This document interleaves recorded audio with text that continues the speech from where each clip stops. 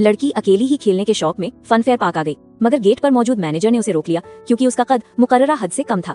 लड़की ने पाँव के पंजों पर खड़े होकर खुद को ऊंचा दिखाने की कोशिश की, लेकिन मैनेजर फिर भी न माना। तब उसके दिमाग में एक नया ख्याल आया।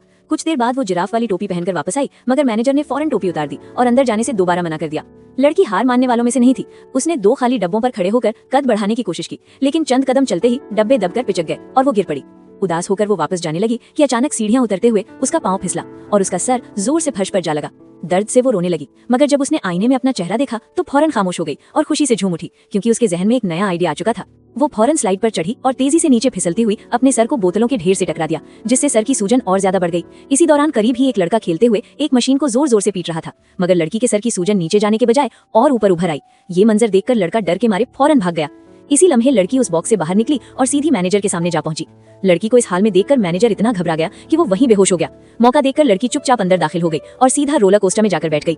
उसने हिफाजती बेल्ट अच्छी तरह बांध ली, गेट आहिस्ता आहिस्ता खुलने लगा और लड़की जोश से भर गई। मगर जैसे ही उसकी नजर हाइट के बोर्ड पर पड़ी तो उसका चेहरा फिर उतर गया। जोरदार झटकों के बाद रोलर कोस्टर आखिरकार रुक गया। जब लड़की उतरने लगी तो वो फंस गई और अचानक रोलर कोस्टर दोबारा चल पड़ा। इस खौफनाक तजुर्बे के बाद लड़की ने दिल ही दिल में फैसला कर लिया कि वो दोबारा कभी रोलर कोस्टर पर नहीं बैठेगी।